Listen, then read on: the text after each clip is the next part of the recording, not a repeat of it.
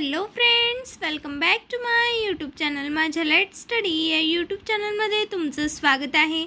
आज आपण 12वी हिंदी या विषयातील अलंकार पाहणार आहोत. त्या अगोदर जर तुम्ही माझ्या चॅनलवर नवीन असाल तर प्लीज माझ्या चॅनलला सबस्क्राईब करा, जेणेकरून असेच नवनवीन आणि उपयोगी व्हिडिओज तुमच्यापर्यंत पोहोचतील. आज आपण अलंकार पाहणार आहोत. इयत्ता 12वी मध्ये आपल्याला 5 अलंकार शिकायचे आहेत. उपमा अलंकार, रूपक अलंकार, उत्प्रेक्षा अलंकार, अतिशयोक्ती अलंकार आणि दृष्टांत अलंकार. हिंदी या विषयामध्ये आपल्याला 5 अलंकार शिकायचे आहेत. तर चला तर मग आपण स्टार्ट करूयात. तर पहिला आपला अलंकार आहे उपमा अलंकार. व्याख्या आपण पाहूयात. जहाँ उपमेय के साथ उपमान की किसी समान गुणधर्म को लेकर तुलना की जाती है, वहाँ उपमा अलंकार होता है. तर प्रथमतः आपण उपमेय आणि उपमान कशाला म्हणतात ते पाहूयात. उपमेय म्हणजे जिस वस्तु या व्यक्ति की तुलना की जाती है उसे उपमेय कहते हैं, और जिससे तुलना की जाती है उसे उपमान कहते हैं. उपमान उपमेय से अलग वस्तु होती है. उदाहरणामध्ये तुम्हाला लक्षात येईल. तर पहिला उदाहरण आहे चरण कमल समस कोमल. तर येथे या वाक्याचा अर्थ होतो चरण कमलासारखे कोमल आहेत. तर येथे या वाक्यामध्ये उपमेय आहे चरण आणि त्याची तुलना कमळाशी केलेली आहे. तर उपमान आहे कमळ. दुसऱ्या उदाहरणामध्ये राधा वदन चंद सो सुंदर. याचा अर्थ आहे राधाचे मुख चंद्रासारखे सुंदर आहे. तर या वाक्यामध्ये राधा हे उपमेय आहे आणि उपमान आहे चंद्र. अशा पद्धतीने आपण पाहू शकता. उपमा अलंकार में समान, सदृश्य, तुल्य, जैसा, जैसी, जैसे, तैसा, सो, सम इस तरह के शब्दों का उपयोग किया जाता है.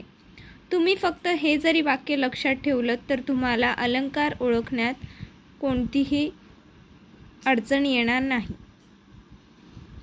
आपण पुढील अलंकार पाहूयात. दूसरा अलंकार आहे रूपक अलंकार. व्याख्या. जहाँ उपमेय का उपमान के साथ अभेद दिखाया जाता है, वहाँ पर रूपक अलंकार होता है. जहाँ उपमेय और उपमान एक ही समान माना जाता है, वहाँ पर रूपक अलंकार होता है. एक वस्तु के साथ दूसरी वस्तु को इस प्रकार बताया जाता है कि दोनों वस्तुएं भिन्न नहीं हैं, अभिन्न हैं. अर्थात दोनों वस्तु एक रूप ही बताए जाते हैं, वहाँ रूपक अलंकार होता है. तर आपण उदाहरण पाहूयात. उधो मेरा हृदय तल था एक उद्यान न्यारा. तर या वाक्यामध्ये हृदयला उद्यान म्हटलेलं आहे. फक्त कल्पना केलेली आहे, परंतु सम, समान हे शब्द वापरलेले नाहीत. डायरेक्ट तुलना केलेली आहे. जसे आपण इंग्रजी या विषयामध्ये पाहतो, मेटाफर या अलंकारामध्ये ही अशीच तुलना केलेली असते. रूपक अलंकार त्यालाच म्हणतात. तीसरा उत्प्रेक्षा अलंकार. उत्प्रेक्षा उत अधिक प्र अधिक ईशा इन शब्दों से बना हुआ है. उत्प्रेक्षा का अर्थ होता है प्रकट रूप से देखना, जहाँ पर उपमेय में उपमान की संभावना प्रकट की जाती है अथवा उपमेय को ही उपमान मान लिया जाता है, वहाँ पर उत्प्रेक्षा अलंकार होता है. उदाहरणार्थ सोहत ओढ़े पीतपट श्याम सलोने गात, मानो नीलमणि सैल पर आतप प्रयो प्रभात। उत्प्रेक्षा अलंकार में मनु, मानो, जनु, जानहु, जानो, मानहु आदि शब्दों का प्रयोग किया जाता है।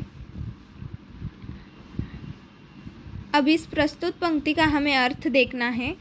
प्रस्तुत पंक्तियों में पीतांबर धारण श्री कृष्ण के श्याम वर्णीय शरीर पर प्रातःकाल मतलब पहाड़ के सुनहरे किरण जिस प्रकार धूप से सुशोभित होकर नीलमणि पर्वत पर गिरते हैं, तब उस पर्वत की सुंदरता जिस प्रकार बढ़ती है, उस प्रकार की सुंदरता श्री कृष्ण में दिखाई पडती है।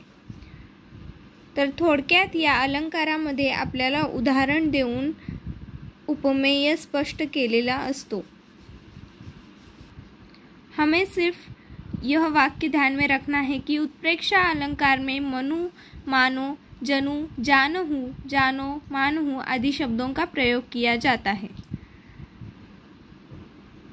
दूसरा उदाहरण हम देखेंगे। उस क्रोध के मारे तनु उसका कांपने लगा, मानो हवा के जोर से सोता हुआ सागर जगा। इस उदाहरण में मानो यह शब्द का प्रयोग किया गया है। तीसरा, जान पड़ता है नेत्र देख बड़े बड़े, हीरकों में गोल नीलम है जड़े।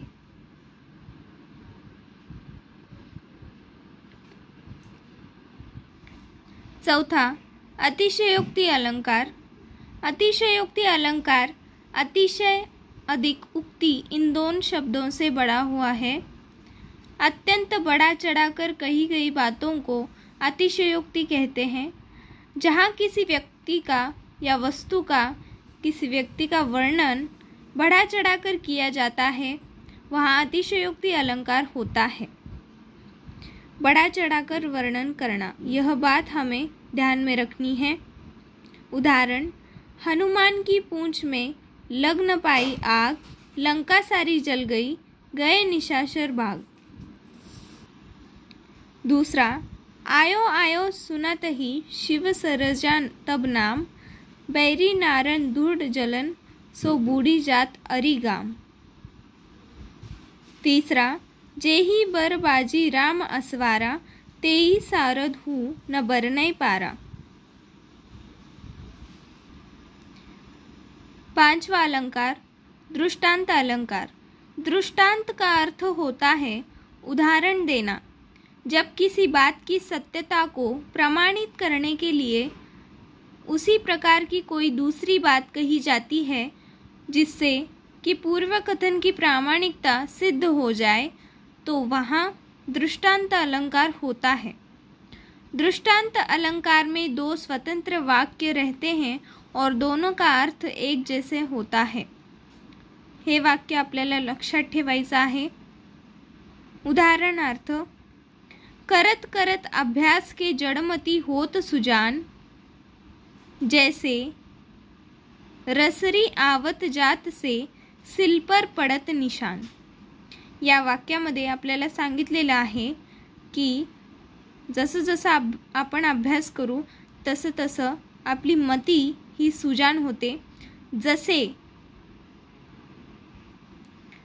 दगडावर दोरी घासत असल्यावर जेव्हा निशाण पडत जाते, तशा पद्धतीने जसे जसे आपण अभ्यास करू तशी तशी आपली मती ही सुजान होत असते। अशा पद्धतीने उदाहरण देऊन आपल्याला हे वाक्य पटवून दिलेलं आहे। अशा पद्धतीने 5 अलंकार आपण पाहिलेले आहेत। आपल्याला 12वी मध्ये या 5 अलंकारांचा अभ्यास करायचा आहे। वेगवेगळ्या उदाहरणांचा अभ्यास करून आपण अलंकार ओळखू शकतो। जर तुम्हाला माझा व्हिडिओ आवडला असेल तर प्लीज लाईक करा। जास्तीत जास्त विद्यार्थ्यांपर्यंत माझे व्हिडिओज पोहोचवा, जेणेकरून त्यांना देखील याचा उपयोग होईल। आणि माझ्या चॅनलला सबस्क्राइब करा आणि बेल आयकॉनला प्रेस करायला विसरू नका। धन्यवाद।